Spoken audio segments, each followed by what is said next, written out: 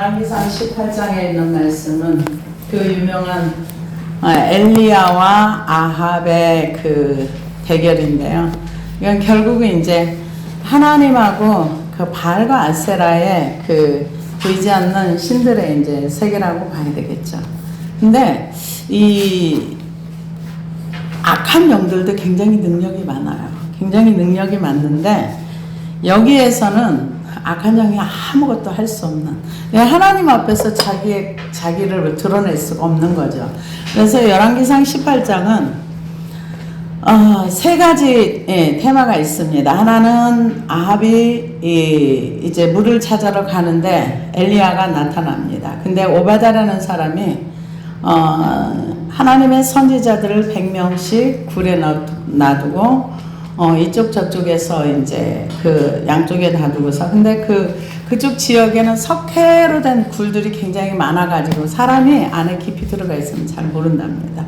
그냥 사막이니까. 그래서 그 이사야서가 그 몇천 년이 지났는데 어느 날 목동이 이렇게 심심해가지고 돌을 이렇게 돌리다가 이렇게 그냥 생각 없이 휙 던졌는데 산속에서 갑자기 뭐가 쨍그렁 소리가 나가지고 그 길을 이렇게 가서 보니까 이사야서가 몇천 년 전에 기록된 그게 나중에 사본이 나와가지고 이사야 그 전체 내용이 있었다. 그래서 그 얘기도 있을 만큼, 그러니까 이스라엘은 전쟁이 많았기 때문에 이제 그런 쪽에 이제 뭔가 귀중품이 있으면 이렇게 가서 이렇게 굴에 넣어놓기도 하고, 그래서 우리가 밭의 비유를 보면은 전쟁이 나면 갑자기 갖고 갈 수도 없고 어떻게 할 수도 없으니까 자기 밭에다가 가서 파서 이렇게 묻어놓고 가서 못 찾고 이제 전쟁에 나서 죽고 주인은 못 돌아오고, 그럼 나중에 그 밭을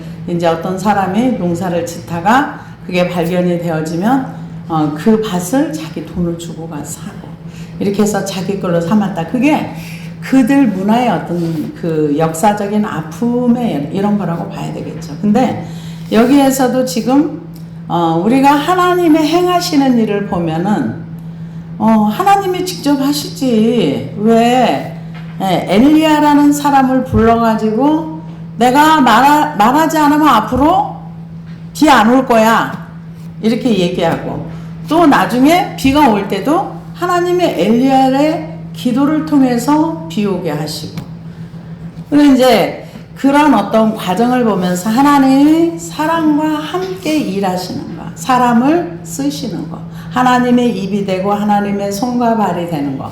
그래서 마태복음 보면 예수님께서 자기가 가려 하는 그곳에 제자들을 보내시는 거예요. 그러니까 예수님을 대신해서 우리가 전도하고 예수님의 입이 되어드리고 예수님의 발이 되어드리는, 예수님의 지체가 되어주는, 그게 이제 우리의 삶이라고 봐야 되겠습니다.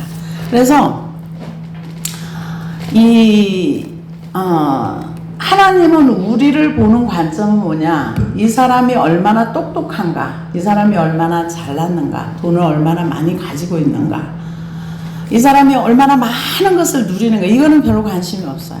하나님의 관심은 얘가 나한테 관심이 있나 없나, 내 말을 들으려고 하는가 안 들으려고 하는가, 이제 그런 쪽에 하나님은 관심이 있어요. 그래서 내 말을 듣는 사람이 있나, 그래서 역대하에 보면 온 땅을 두루 감찰하사 자기를 전심으로 찾는 자가 있는가 보려 한다, 이렇게 얘기를 했어요. 그래서 많은 날이 지났다는 거는 이제 그 엘리야가 아합에게 이제 앞으로 비 안 올 거야, 내가 다시 비 온다고 말하기 전에 비 안 올 거야, 기근을 말씀하고 나서 많은 날이 지났다는 걸 얘기해. 그 시돈 과부 집에 가서 한 3년 살다 왔죠. 그래서 3년에 여호와의 말씀이 엘리야에게 임하여 이르시되 너는 가서 아합에게 보이라, 내가 비를 지면에 내리리라. 근데 이것도 하나님이 직접 아합한테 말해도 되잖아요. 근데 엘리야 보고 가라는 거예요. 엘리야가 아합에게 보이려고 가니 그때 사마리아의 기근이 심하였더라. 사마리아의 기근이 심했다는 거는 이제 전체가 다 기근이 있었다는 거예요. 남과 북의 전체. 지금 우리나라 북쪽도 지금 굉장히 기근이 그 가뭄이 심해가지고 굉장히 많은 사람이 굶어 죽는다고 하는데 참 마음이 좀 힘들어요. 그 굶어 죽는 그 고통이 얼마나 클까 싶어가지고. 그래가지고 여기 지금 굶어 죽는 비가 안 오니까 기근이 와서 이제 기근이 심하였더라. 아합이 왕국 맡은 자 오바다를 불렀으니 이 오바다는 여호와를 지극히 경외하는 자라. 이세벨이 여호와의 선지자들을 멸할 때에 오바다가 선지자 100명을 가지고 50명씩 굴에 숨기고 떡과 물을 먹였더라. 아합이 오바다에게 이르되 이 땅의 모든 물 근원과 모든 내로 가자. 혹시 꼴을 얻으리라. 그리하면 말과 노새를 살리리니 짐승은 다 잃지 않게 되리라 하고 두 사람이 두루 다니 땅을 나누어 아합은 홀로 이 길로 가고 오바다는 홀로 저 길로 갔더라. 그러니까는 지금 사람을 살리기 위해서 물을 찾는 것이 아니라 사람보다 더 소중한 자기의 짐승인 거예요. 이때 많은 사람이 기근으로 인해서 굉장히 고통을 당하는. 근데 우리나라 같으면은 그 옛날에 그 사대강 사업해가지고 물을 가두어뒀다가 우리나라도 비가 이렇게 항상 균등하게 오질 않으니까 홍수도 나고 가뭄도 있고 이게 항상 많이 있다 보니까 물을 가두어서 이렇게 그 비가 안 올 때 이렇게 쓰고 그랬는데 이번에 물 보 다 해체해가지고 뭐 몇십 년 만에 가뭄이 와가지고 또 뭐 홍수가 나고 이번에 이런 일이 있었는데 이게 가뭄과 홍수라는 거는 사람이 어떻게 할 수 있는 우리나라는 그 물이 이렇게 있는데도 그런데 거기는 전부 천수답이에요. 위에서 비를 내려주면 농사를 짓고 왜냐 한쪽에 사막도 있고 뭐 이쪽에 그러다 보니까 그렇게 이제 비가 많이 오는 그런 지역이 아니에요. 그러니까 이 우리나라 같은 경우는 나무나 그 집을 지어도 흙으로 집을 짓는데 그쪽에 가보니까 이스라엘 쪽에 가보니까 돌이 많아요.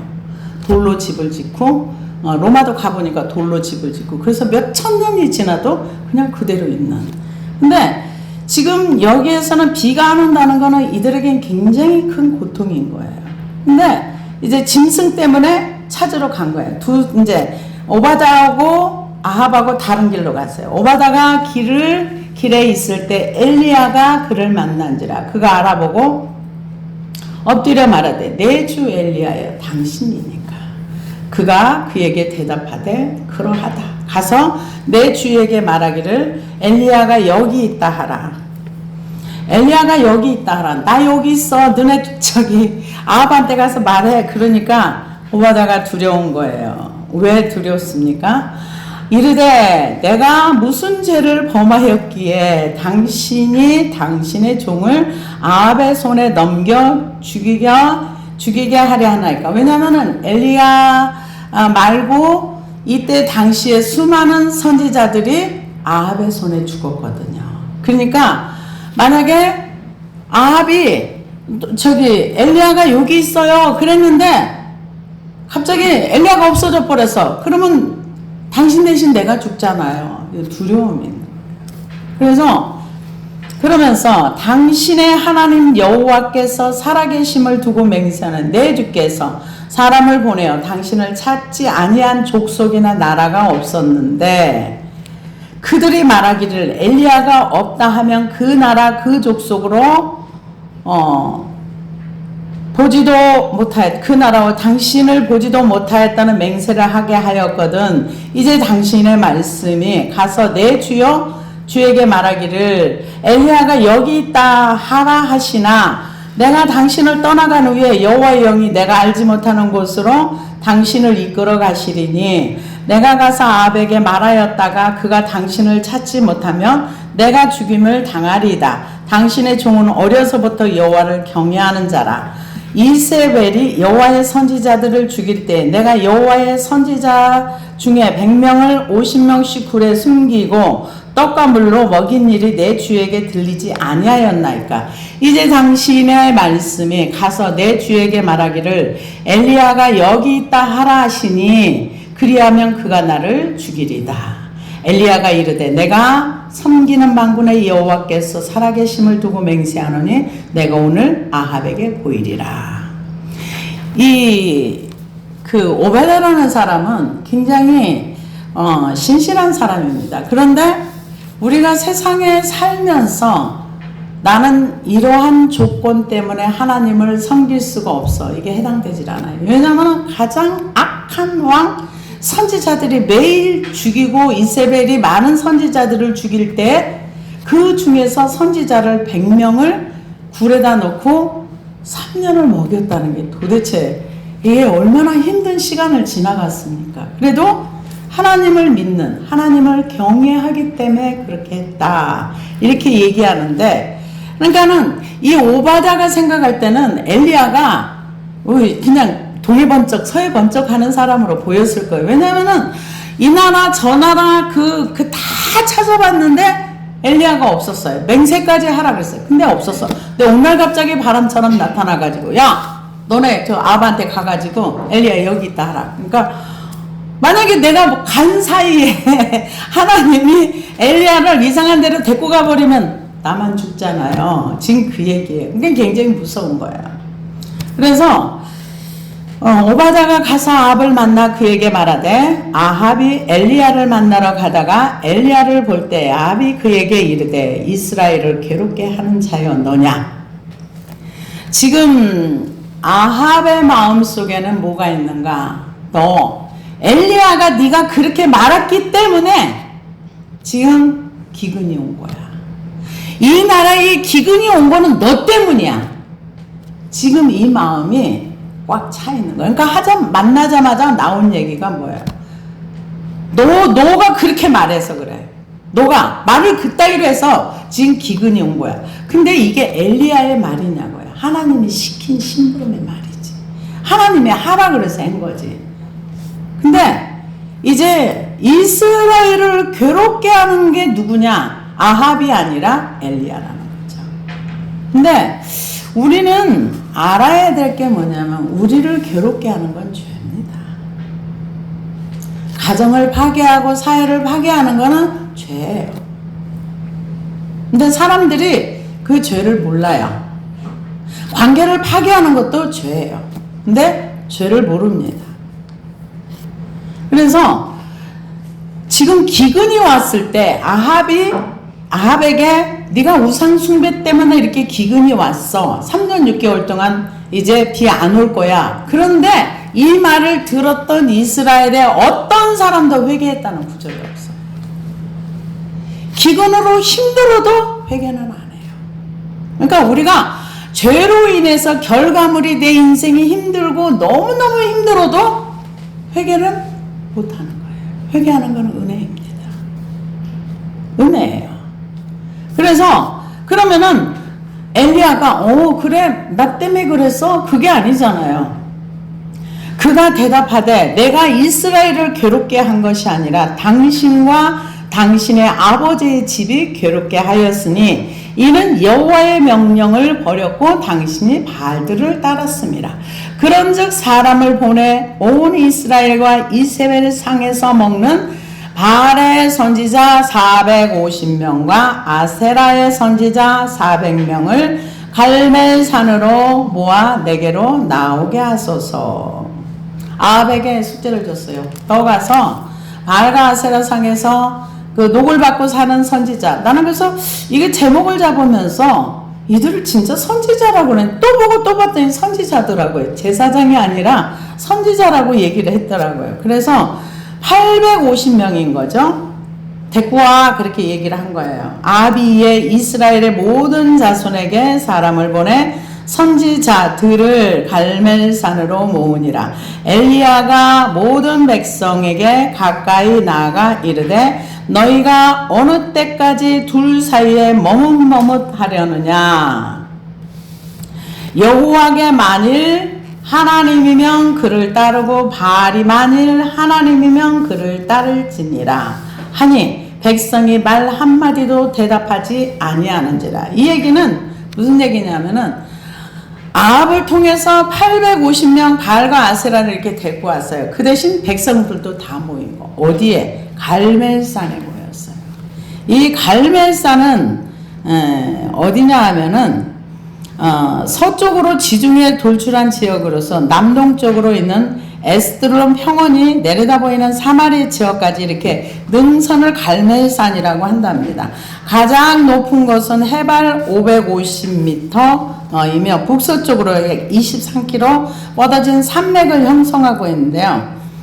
갈멜이라는 그 뜻은 하나님의 포도원이라는 뜻으로 구약시대부터 수풀이 울창한 산으로 알려져 있었고 아가서에서는 갈멜산은 아름다운 여인으로 비유도 합니다. 그래서 갈멜산은 평야와 바다를 광범위하게 조망할 수 있는 높은 위치에 많은 동굴과 무성한 숲으로 인해 고대로부터 예배 처소로 널리 이용되어 왔습니다. 정상에서는 기후의 신을 섬기는 성소가 있었고 엘리야 시대는 풍요의 신으로 알려진 바알 신은 이스라엘의 본거지로 유명했습니다. 그래서 이쪽에 이제 사람들은 근데 저도 갈멜산을 가봤거든요. 우리는 남산만 올라가도 이렇잖아요. 근데 갈멜산이 그냥 평지 같아요. 여기 갈멜산 진짜 맞아? 그랬더니 갈멜산이래요. 그냥 조그마한 야산이더라고요. 근데 거기가 진짜 갈멜산인지 모르겠어요. 그리고 이제 그 광야도 가봤는데 여기가 성경에 나오는 어디라고? 아니 우리 이쪽에서 와가지고 우리가 이쪽 지형을 모른다고 아무데나 갖다 놓고 거기라 그러는 거 아니야? 그런 의심을 했었는데 갈멜산도 이렇게 숲이 우거진 그냥 이렇게 약간 동산 비슷한데 여기는 해발 582m랍니다. 근데 여기서 갈멜산의 원래 뜻은 번제의 장소라는 뜻이 있고요. 이곳에서는 엘리야의 수도원이라는 곳이 있답니다. 그래서 그것으로 이제 모이라고 한 거죠. 그래서 하나님이 왜 기근을 주고 비를 안 줬는가? 이스라엘 백성들이 바알을 섬기는 이유가 뭐냐면 바알은 비를 주고 눈을 주고 거기 눈이 없으니까 비를 주고 풍요를 주고 좋은 날씨를 주고 그런 신으로 바알을 섬긴 거예요. 그러니까 바알과 아세라가 기후에 이런 것을 해주는 것이 아니라 나 여호와가 날씨를 주관하고 비를 주고 하는 것은 나야. 하나님이 어떤 하나님이라는 걸 이스라엘에게 보여주려고 그렇게 한 거죠. 그래서 백성들이 같이 온 거예요. 와가지고 야 너네들이 왜 머뭇머뭇해? 만약에 하나님이면 하나님을 섬기고 바알이 하나님이면 바알을 하나님으로 섬겨. 지금 그 얘기예요. 근데 머뭇머뭇했다 그 얘기는 이게 오늘 보면 발을 절뚝거린다. 하나님을 인정하지 않는 거. 근데 항상 이스라엘은 뭐가 문제냐면 같이 섬기는 거. 우상도 섬기고 하나님도 섬기고. 그래서 이제 850명이 왔습니다. 백성은 너네들이 선택해 하는데도 한마디도 말을 안 하는 거예요. 그리고 이제 백성들의 마음은 누가 진짜 하나님이지?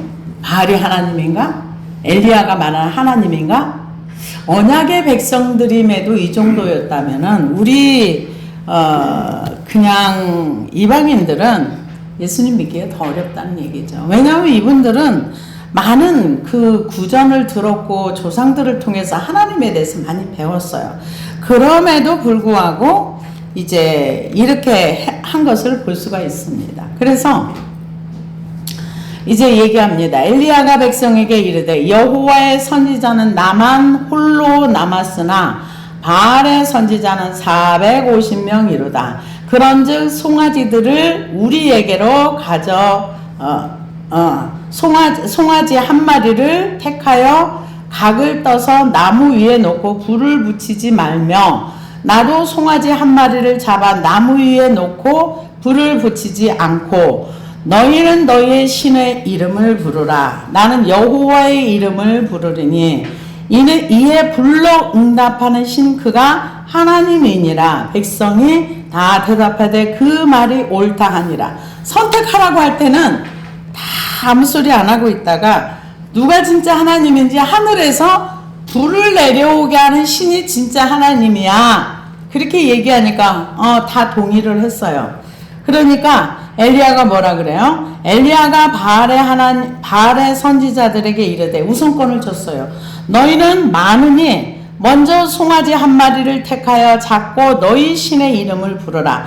그러나 불을 붙이지 말라. 그들이 받은 송아지를 가져다가 잡고 아침부터 낮까지 바알의 이름을 불러 이르되 바알이여 우리에게 응답하소서 하나 아무 소리도 없고 아무 응답하는 자도 없으므로 그들이 그 쌓은 제단 주위에 뛰놀더라. 정오에 이르러는 엘리야가 그들을 조롱하여 이르되 큰 소리로 부르라. 그는 신인즉 묵상하고 있는지 혹은 그가 잠깐 나갔는지 혹은 길을 행하는지 혹은 그가 잠이 들어서 깨워야 할 것인지 하매 이에 그들이 큰 소리로 부르고 그들의 규례를 따라 피가 흐르기까지 칼과 창으로 그들의 몸을 상하게 하더라.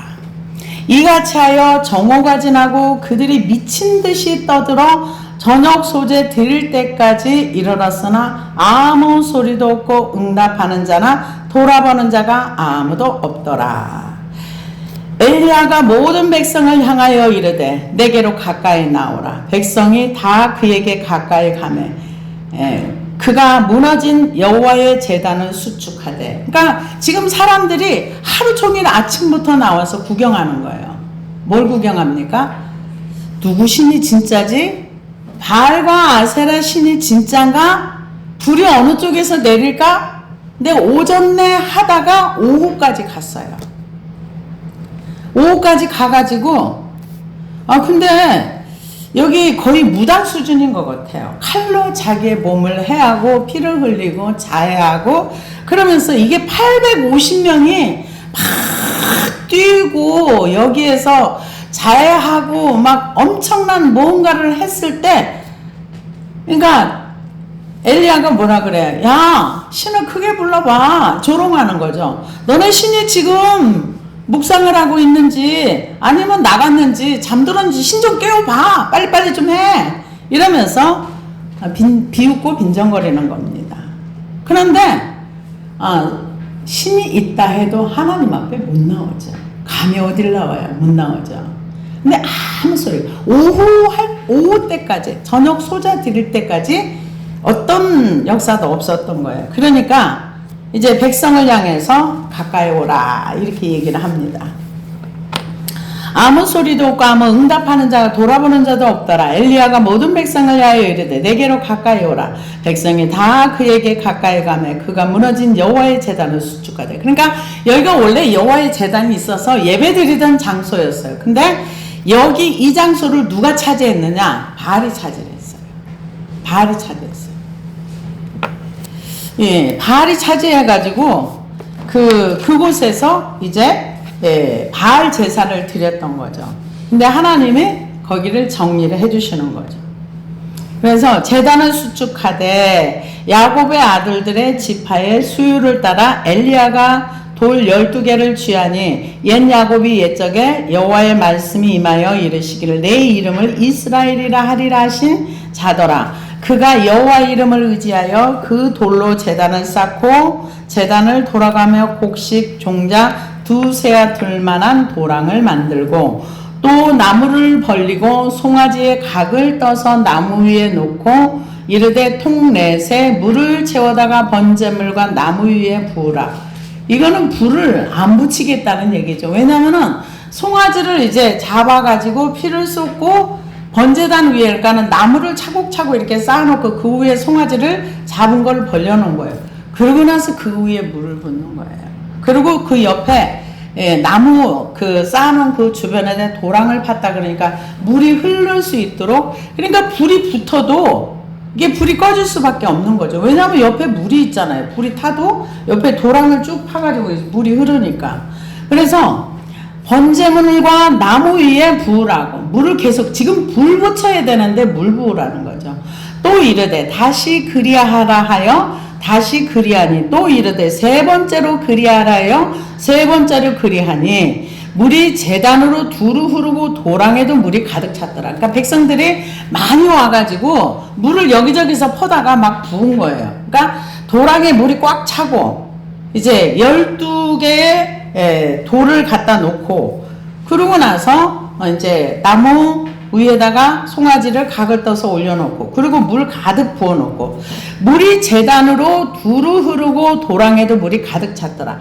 저녁 소재 드릴 때에 이르러 선지자 엘리야가 나아가서 말하되 아브라함과 이삭과 이스라엘의 하나님 여호와여 주께서 이스라엘 중에서 하나님이신 것과 내가 주의 종인 것과 내가 주의 말씀대로 이 모든 일을 행하는 것을 오늘 알게 하옵소서.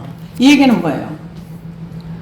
하나님이 하나님인 것을 사람들에게 보여주고 내가 임의대로 행하는 것이 아니라 하나님이 나에게 시켜서 하는 일이라는 걸 알게 해주시고 그리고 이 모든 하는 일은 내가 내 멋대로 내가 지어서 하는 것이 아니라 하나님이 시키신 일을 순종하는 것을 백성들 하여금 알게 하옵소서. 이렇게 기도를 했습니다. 여러분 기도가 얼마나 간단합니까?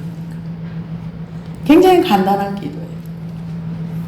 오늘 조지 뮬러도 그렇게 기도를 했다는데 정확한 기도. 제가 여러분들에게 얘기해요. 정확한 기도를 해라. 말씀에 근거한 정확한. 그러니까 뭔가 인식하고 인지하고 그러니까 이 엘리야의 기도는 많은 미사 요구가 들어가 있지 않아요. 하나님 됨을 사람들을 알게 했습니다. 내가 임의대로 내 뜻대로 하는 게 아니라 하나님의 심부름 하는 것 사람들이 알게 하옵소서. 간단하게 기도했습니다. 이거는 하나님과 엘리야의 관계를 얘기합니다. 우리의 작은 신음에도 응답하시는 하나님이라 그러는데 하나님이 시켜서 하는 거거든요. 아합에게 보이라. 850명 이제 다 처리를 하는 거죠. 그래서 그러고 나서 여호와여 내게 응답하옵소서. 내게 응답하옵소서. 이 백성에게 주 여호와는 하나님이신 것과 주는 그들의 마음을 되돌이키심을 알게 하옵소서 하매 이에 여호와의 불이 내려서 번제단과 나무와 돌과 흙을 태우고 또 도랑에 물을 할 텐데 초자연적인 불이 내린 거죠. 그러니까 우리가 하나님 앞에 기도할 때 지금 문제는 비가 내리는 게 문제예요. 근데 그거보다 하나님과의 관계 속에서 하나님을 먼저 만나서 하나님을 내가 인정하고 내가 하나님의 사람으로 살아가고 있다는 신앙의 고백도 필요한 거예요. 알게 해달라고. 그러고 나서 초자연적인 불이 내려서 번제물과 나무와 돌과 흙을 태우고 그 도랑의 물을 핥은지라. 물까지 다 소멸된 거죠. 하나님은 우리의 목소리를 들으십니다. 어떤 사람의 목소리? 하나님을 인정하고 순종하는 사람. 이게 이렇게 성경에서는 쉬운데 실제 생활에서는 그리 쉽진 않아요. 그분을 인정하고 그분을 신뢰하고 의지하고 하나님을 의지하는 굉장히 좋아하시는데 그 좋아하는 걸 못 해드리더라고요. 모든 백성이 보고 엎드려 절하되 여호와 그는 하나님이시다. 여호와 그는 하나님이시다 하니 엘리야가 그들에게 이르되 바알의 선지자를 잡되 그들 중 하나도 도망하지 못하게 하라 하며 곧 잡은지라 엘리야가 그들을 기손 시내로 데려다가 거기서 죽이냐. 엘리야 혼자 850명을 죽였을까요? 제가 생각할 때는 백성들이 끌고 가서 백성들이 죽였을 것 같아요. 근데 나중에 하나님께서 이 아합의 집을 예후를 통해서 치게 하십니다. 바알 선지자를 남은 사람들을 싹 모아가지고 바알 신전에 놓고 다 죽이고 불태워 없애요. 그렇다고 여기서 바알이 없어진 게 아니에요. 외형적인 바알이 없어졌다 그래서 사람들 마음에서 바알이 없어진 거 아니에요. 그러면은 이 나라가 계속 지속돼야 되는데 나중에 주전 722년대 BC 722년에 아수르에 의해서 홀딱 망해버렸어요. 그래서 이제 850명을 죽였습니다. 엘리야가 아합에게 이르되 올라가서 먹고 마시소서. 큰 비의 소리가 있나이다. 아합이 먹고 마시러 올라가니 엘리야가 갈멜산 꼭대기로 올라가서 땅에 꿇어 엎드려 그의 얼굴을 무릎 사이에 놓고, 이거 참 안 되더라고요. 땅에 엎드려가지고 무릎을 사이에 얼굴을 쳐박는 게 잘 안 되거든요. 근데 이분이 기도할 때 이렇게 기도를 하셨는지 그렇게 이제 기도를 합니다. 이제 아합이 이제 그 850명 죽는 거 봤겠죠. 그리고 이제 올라가라 그랬어요. 이제 비 온다고.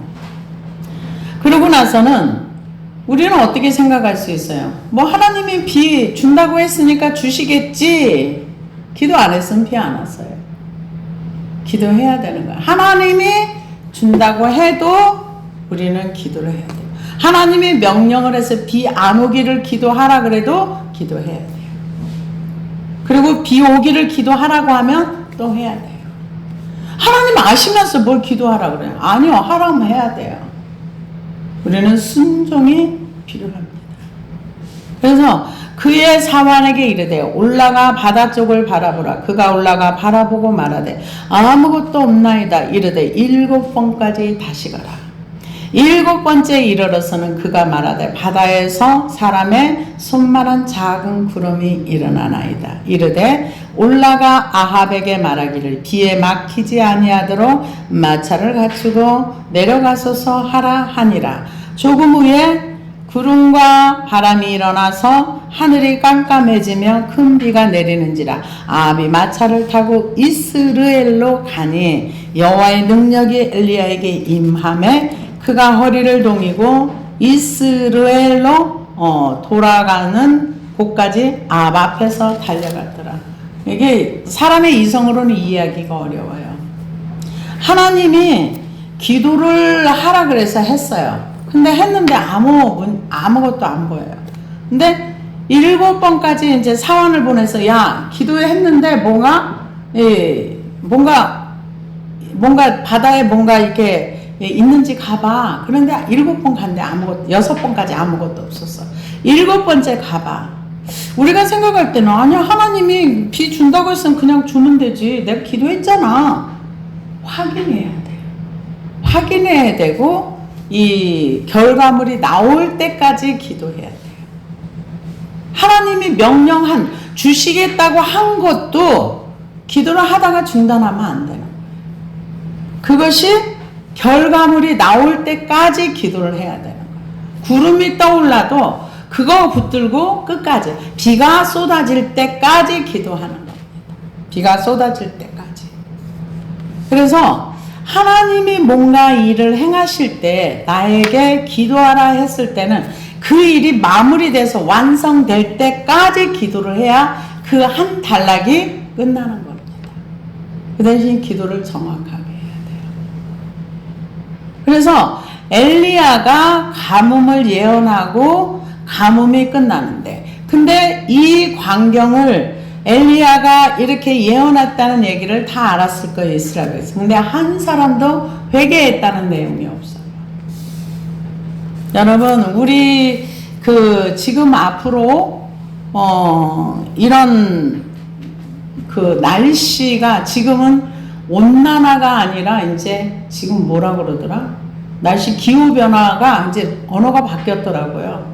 그래서 바닷물의 온도가 지금 38도까지 올라간 데도 있대요. 그러면 엄청 뜨거운 거잖아요. 바닷물이 뜨거워지면 이상 고온이 일어나서 날씨 기후에 이상 변화가 오는데 지금 앞으로 기후 변화는 더 심하게 올 수도 있어요.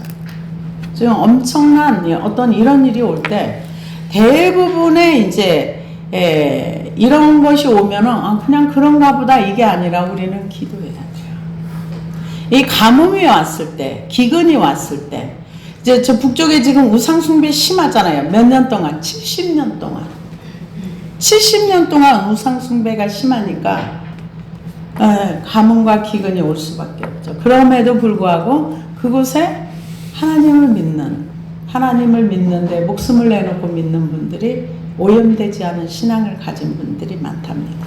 근데 그분들이 한국을 쳐다보면 다 오염되고 세속화되었다고, 오히려 우리 한국을 신앙에 염려를 하시는 분이 있다 하는 얘기를 들었습니다. 우리는 지금 기후가 변화가 되고 앞으로 이제 이런저런 이제 그 변화가 일어날 때에 말세에 믿는 자를 보겠느냐 했던 것처럼 하나님을 믿고 기도하는 사람들이 이게 점점 더 없어질 것 같아요. 왜냐하면은 지금은 어린 아이 때부터 애들이 하나다 보니까 왕으로 다 키워요. 왕은 누구의 명령을 듣는 걸 싫어합니다. 누가 지시하는 것도 싫어합니다. 그러면은 하나님 말씀은 그들과 정면으로 충돌이 되거든요. 하나님 말씀에서는 너 네 맘대로 살면 안 돼. 난 내 맘대로 살고 싶은데 말씀하고 충돌이 되는 거죠. 그래서 말세 믿는 자를 보겠느냐 그렇게 했던 것처럼 이때 당시에 많은 사람들도 물질의 풍요는 누렸어요. 나라가 부강했어요. 이제 별로 문제가 없었어요. 사람들이 살아간 단지 하나님만 없었어요. 하나님만 안 믿었어요. 근데 하나님께서 하나님을 언약의 백성이기 때문에 비를 주관하고 날씨를 주관하는 건 나야. 내가 하나님이야. 너희들은 나를 믿어야 돼. 백성들이 돌아오기를 기대하는 마음으로 이 기근을 내렸지만 기근을 내려가지고 돌아왔다 이런 내용이 별로 없어요. 그래서 우리는 사회가 돌아가는 환경이나 이런 상황을 바라보면서 기도하는 엘리야와 같이 기도하는 저와 여러분이 되기를 소원합니다. 기도하시겠습니다.